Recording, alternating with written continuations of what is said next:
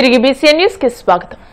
GST తగ్గింపుతో అన్ని వర్గాల వారికి మేలు కలుగుతుందని భీమడోలు తహసీల్దార్ బి రమాదేవి, ఎంపీడీఓ పద్మావతిదేవి అన్నారు. జీఎస్టీ సంస్కరణలపై అవగాహన కల్పిస్తూ అధికారులు, సచివాలయ సిబ్బంది ఏలూరు జిల్లా భీమడోలు గ్రామంలో బైక్ ర్యాలీ నిర్వహించారు. అనంతరం స్థానిక భీమడోలు పంచాయతీ కార్యాలయంలో అధికారులు గ్రామస్తులకు అవగాహన సదస్సు నిర్వహించి జీఎస్టీ ప్రయోజనాలపై, స్వదేశీ వస్తువుల వినియోగంపై అవగాహన కల్పించారు. కేంద్రం సవరించిన జీఎస్టీ స్లాబుల వ్యత్యాసాలు, సామాన్యులకు కలిగే లబ్ధిని వివరించారు.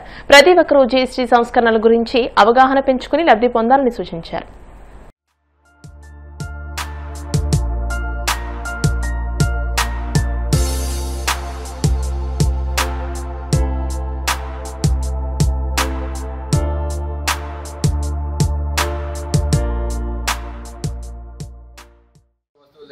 మనకు అవసరమైన ప్రతి వస్తువు చాలా వరకు కవర్ అయ్యేలాగా మనకి ఈ వస్తువుల మీద జీఎస్టీ తగ్గించడం జరిగింది.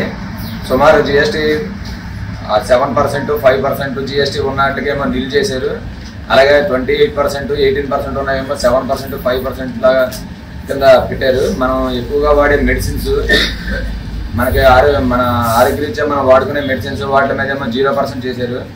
మన పిల్లలకు వాడుకునే పుస్తకాలు, పెన్సిళ్ళు, పెన్నులు ఇలా ఉన్న మన స్టేషనరీ వస్తువుల మీద కూడా 0% చేశారు. అలానే మన నిత్యావసర వస్తువులు ఇప్పుడు టీ పొడులు అని, టూత్ పేస్టులు, బ్రష్లు, కూల్ డ్రింకులు, అలా టాయిలెట్ క్లీనర్స్, ఇవన్నీ కూడా పౌడర్స్, ఇవన్నీ కూడా జిఎస్టీలో 7 నుంచి 12% తగ్గించడం జరిగింది.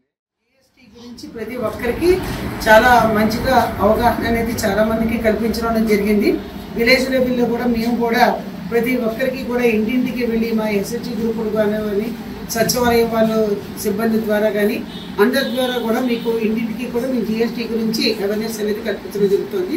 ముఖ్యంగా మనకి ప్రతి విషయంలోకి వచ్చేటప్పటికి టోటల్ మీద మనకి నిత్యావసర వస్తువులు అవనివ్వండి, అలాగే మనం ఏదైనా ఒక ఇల్లు కట్టుకుందామన్నా ఒక సిమెంట్ మీద కానీ, స్టీల్ మీద కానీ, బ్రిక్స్ మీద కానీ, ఇలాగ రకరకాల యాక్టివిటీస్ ఏవైతే ఉంటాయో వాటి మీద, అలాగే ఏసీల మీద, నెక్స్ట్ ఎలక్ట్రికల్ గూడ్స్ మీద, అన్ని వస్తువుల మీద కూడా మనకి జిఎస్టీ అనేది బాగా తగ్గింపు అనేది జరిగింది.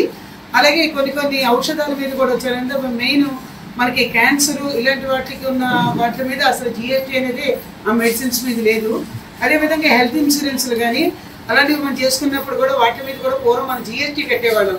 కానీ ఇప్పుడు ఆ హెల్త్ ఇన్సూరెన్స్ మీద వాటి మీద కూడా అసలు జిఎస్టీ అనేది కూడా పూర్తిగా తీసివేయడం జరిగింది. ఆ రకంగా మనం ఆఖరికి ఒక రెస్టారెంట్కి వెళ్ళామంటే ఆ రెస్టారెంట్లో కూడా మనం తినే ఫుడ్కి కూడా మనకి జిఎస్టీ వేసేవారు. ఆ రకంగా జిఎస్టీ మీద దాని మీద కూడా లేదు. నెక్స్ట్ మనం మనం కొనుక్కునే వస్తువులు ఏంటి, రెడీమేడ్ షాప్స్లో కొనుక్కునే వస్తువుల మీద, బట్టల మీద, వాటి మీద కూడా మనకి జిఎస్టీ అనేది కూడా చాలా బాగా. రాష్ట్రంలో సమర్థవంతమైన ముఖ్యమంత్రి, విద్యాశాఖ మంత్రి ఉంటే అక్కడ నిరుద్యోగ సమస్య తీరుతుందనేది అక్షర సత్యమని, అది చంద్రబాబు, లోకేష్లు చేసి చూపించారని ఇటీవల డిఎస్సీలో ఉద్యోగాలు పొందిన అభ్యర్థులు పేర్కొన్నారు. కడప నగరంలో ఉపాధ్యాయులుగా బాధ్యతలు చేపట్టిన నిరుద్యోగ యువత ముఖ్యమంత్రి చంద్రబాబు, మంత్రి లోకేష్ల చిత్రపటాలకు పాలాభిషేకం చేశారు. ఈ సందర్భంగా వారు మాట్లాడుతూ మెగా డిఎస్సీ ద్వారా నిరుద్యోగుల జీవితాల్లో వెలుగులు నింపారని, వారికి ఎప్పుడూ రుణపడి ఉంటామని అన్నారు. 2024 ఎన్నికల్లో కూటమి పార్టీలు హామీ ఇచ్చినట్టు అధికారంలోకి వచ్చిన తర్వాత 16,000 టీచర్ ఉద్యోగాలను ఒక్కసారిగా భర్తీ చేశారు. ప్రతిపక్ష పార్టీలకు సంబంధించి వైఎస్ఆర్ పార్టీ వాళ్ళు అనేక కేసులు వేసి అడ్డగించాలనే ప్రయత్నం చేసినప్పటికీ లోకేష్ గారు ఒక నాయకత్వంలో విద్యాశాఖ మంత్రిగా అడ్డంకులు లేకుండా ప్రక్రియను పూర్తి చేసి ఈ రోజు టీచర్లందరూ కూడా పాఠశాలల్లో విధుల్లో చేరడం జరిగింది. అదే కాకుండా 2026లో మరో డిఎస్సి ఇస్తాం, టెట్ నిర్వహిస్తాం, 2200 పైచులకు స్పెషల్ టీచర్ల రిక్రూట్మెంట్ కూడా చేపడతామని నిరుద్యోగులకు అందరికి కూడా లోకేష్ గారు ఇప్పటికే హామీ ఇచ్చారు. ఈ కూటమి ప్రభుత్వానికి, ముఖ్యమంత్రికి నారా లోకేష్ గారికి నిరుద్యోగ సమాజం నుంచి ప్రత్యేకంగా ధన్యవాదాలు తెలియజేసుకుంటున్నాను. కూటమి ప్రభుత్వము 16,000 టీచర్ ఉద్యోగాలు భర్తీ చేయడంతో నిరుద్యోగ యువత మొత్తం కూడా పాలాభిషేకం చేస్తుంది. ఈరోజు ఎక్కడ చూసినా కూడా డిఎస్సి అభ్యర్థులు బ్రహ్మరథం పడుతున్నారు. మాకు గత ప్రభుత్వము కనీసం ఒక నోటిఫికేషన్లు కూడా లేకుండా ఒక టీచర్ ఉద్యోగాన్ని కూడా భర్తీ చేయకుండా దగా చేస్తే కూటమి ప్రభుత్వము 16,000 ఉద్యోగాలు ఒకేసారి భర్తీ చేసి తర్వాత మళ్ళీ టెట్ స్పెషల్ డిఎస్సి 2026లో ఇంకొక డిఎస్సి ఇస్తామని చెప్పేసి ప్రకటించడంతో పాలాభిషేకాలతో రాష్ట్ర ముఖ్యమంత్రికి లోకేష్ గారికి బ్రహ్మరథం ఈ రాష్ట్రంలో నిరుద్యోగులు పడుతున్నారని చెప్పేసి తెలియజేస్తుంది. లాస్ట్ ప్రభుత్వంలో ఒక డిఎస్సి నోటిఫికేషన్ లేకుండా జరగడం అనేది చాలా అన్యాయం. అది లక్షల్లో ఉన్నారు, బీఎడ్ చేసి చాలా పోస్ట్ గ్రాడ్యుయేషన్ చేసి ఎడ్యుకేషన్ చేసి బాగా చాలామంది ఉన్నారు. రీసెంట్గా 16,000 ఉద్యోగాలు ఇచ్చి పెద్ద సంఖ్యలో ఈ నోటిఫికేషన్ జరిగింది. దానికి చాలా సంతోషకరంగా ఉన్నాను. ధన్యవాదాలు కూడా తెలియజేస్తున్నాను. ఇప్పుడు ప్రెజెంట్ ఇంకా లక్షల్లో ఉన్నారు, రాబోయే రోజుల్లో వాళ్లను ఇంకా న్యాయం చేయాలి అని లోకేష్ సార్ గారు మంచి డెసిషన్ తీసుకున్నారు. మళ్ళీ పెడతాం టెట్ డిఎస్సి ప్రిపేర్ అవ్వండి అని చెప్తున్నారు. న్యూస్ ఛానల్స్లో మేము అందరం చూస్తున్నాము. దానికి థ్యాంక్ఫుల్గా ఉన్నాము. నిరుద్యోగ యువత ప్రెజెంట్ ఇప్పుడు ఎలా ఉంది అంటే సిచ్యువేషన్, లాంగ్ ప్రిపరేషన్ చేస్తే మనం సక్సెస్ అవ్వగలుగుతాం. షార్ట్ టర్మ్ కోచింగ్ వచ్చి షార్ట్ టర్మ్ క్లాసెస్ అదంతా ఒక డ్రాబ్యాక్గా చాలామంది ఫేస్ చేశారు. ఇప్పుడు లోకేష్ సార్కి ఒక వినతి, మా నిరుద్యోగ యువత దగ్గర నుంచి ఒక వినతి అన్నమాట. అట్లీస్ట్ 3 months or 4 months ఉంటే బాగుంటుంది ప్రిపరేషన్. నోటిఫికేషన్ రిలీజ్ చేసిన తర్వాత అట్లీస్ట్ 90 రోజులు అంటే 3 నెలలు గ్యాప్ ఉంటే మంచిగా ఉంటుంది అని నా డెసిషన్. మెగా డిఎస్సిని పూర్తి చేసుకొని తరువాత నిరుద్యోగులలో ఆశాభావం రేకెత్తించి అనేక మంది ఉపాధ్యాయులను తయారు చేస్తున్నటువంటి విద్యాశాఖ మంత్రి నారా లోకేష్ గారికి విద్యార్థుల పక్షాన మేము ఎప్పుడు రుణపడి ఉంటాము. ఒక దేశము అభివృద్ధి చెందాలంటే ఆ దేశంలో ఉన్నటువంటి విజ్ఞానం అనేటువంటిది అభివృద్ధి చెందితేనే దేశం పురోగతి సాధిస్తుందనే ఉద్దేశంతో మన విద్యాశాఖ మంత్రి మన ఆంధ్ర రాష్ట్రంలో విద్యాశాఖకు విద్యా వ్యవస్థకు ఒక గట్టి పునాది రాయి వేస్తూ అనేక మంది ఉపాధ్యాయులను డిఎస్సి ద్వారా పూర్తి చేసినందుకు మరొకసారి ధన్యవాదం చెప్పుకుంటున్నాం. ఆంధ్రప్రదేశ్ రాజకీయాల్లో తీవ్ర ప్రకంపనలు సృష్టిస్తున్న నకిలీ మద్యం కేసు అనూహ్య మలుపు తిరిగింది. ఈ కేసులో ప్రధాన నిందితుడిగా ఉన్న జనార్దన్ రావు వైసీపీ మాజీ మంత్రి జోగి రమేష్ పై సంచలన ఆరోపణలు చేస్తూ ఒక వీడియోను విడుదల చేశారు. టీడీపీ ప్రభుత్వానికి చెడ్డ పేరు తీసుకురావాలనే ఏకైక లక్ష్యంతో జోగి రమేష్ తనతో ఈ తతంగం నడిపించాడని జనార్దన్ రావు ఆ వీడియోలో ఆరోపించడం కలకలం రేపుతుంది. ఆర్థికంగా ఆదుకోవడంతో పాటు కేసుల నుంచి బయటపడేస్తానని, బెయిలిప్పిస్తానని జోగి రమేష్ హామీ ఇచ్చారని, కానీ ఆ తర్వాత మాట మార్చి తనను మోసం చేశారని జనార్దన్ రావు ఆవేదన వ్యక్తం చేశారు. ఈ కుట్రలో తన తమ్ముడిని కూడా అన్యాయంగా ఇరికించారని, జోగి రమేష్ చేతిలో మోసపోవడం వల్లే ఇప్పుడు ఈ నిజాలు బయటపెడుతున్నారని ఆయన స్పష్టం చేశారు. ఈ వీడియో ఇప్పుడు రాష్ట్ర రాజకీయాల్లో తీవ్ర దుమారం రేపుతోంది. జోగి రమేష్ గారు ఆధ్వర్యంలోనే నేను ఇంతకుముందు గవర్నమెంట్ లో ఉన్నప్పుడు కూడా తెచ్చుకొని చేశాను సార్, బయట నుంచి తెచ్చుకొని. అదేవిధంగా గవర్నమెంట్ రాగానే అదంతా ఆగిపోయింది సార్. మళ్ళీ మొన్న గవర్నమెంట్ రాగానే అన్నీ ఆగిపోయింది సార్. అసలు ఏం చేయడం లేకుండా బాగా స్ట్రిక్ట్ అయిపోయేటప్పటికి ఇక నేను కూడా ఆగిపోయాను సార్ మొత్తం.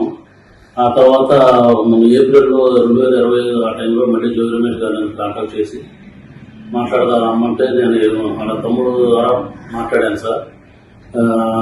టీడీపీ గవర్నమెంట్ మీద ఏదో రకంగా మనం పనులు చల్లాలి, వాళ్ళు యాడ్ చేయాలి, మనకు అప్పుడు మైలేజ్ ఎక్కువ ఉంటుంది అని నువ్వు ఇంతకుముందు చేసేవాడు కదా, చేశారు కదా, వాళ్ళందరినీ మళ్ళీ పిలిచి లేలో పెట్టన్నారు సార్.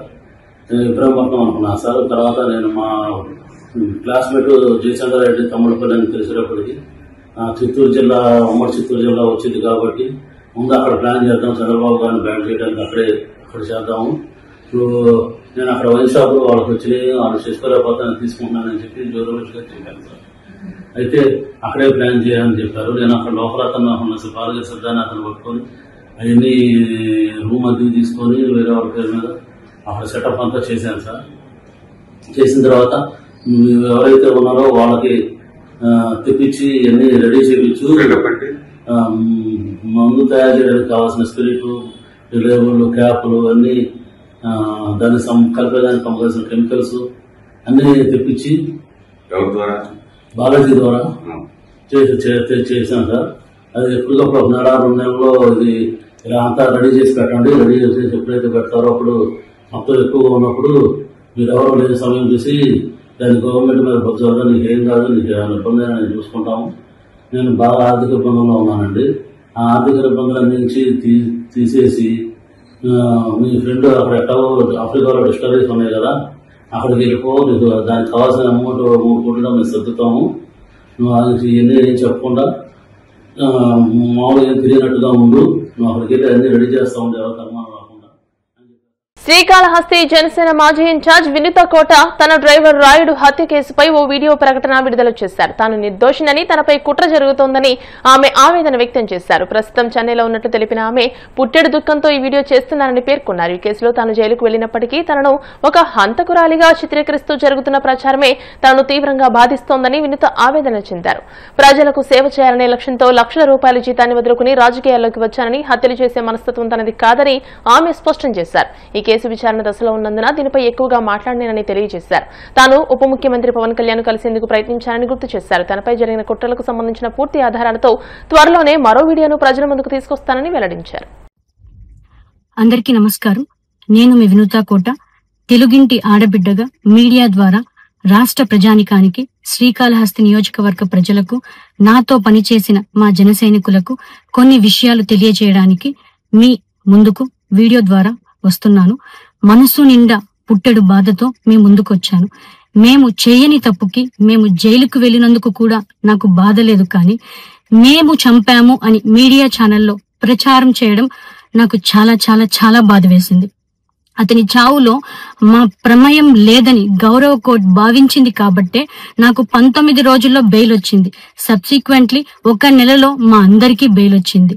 మేము ఫారెన్ లో లక్షల జీతాలు వదులుకొని రాజకీయాల్లోకి వచ్చింది ప్రజలకు సేవ చేయడానికి, కానీ మనుషుల ప్రాణాలను తీయడానికైతే కాదు.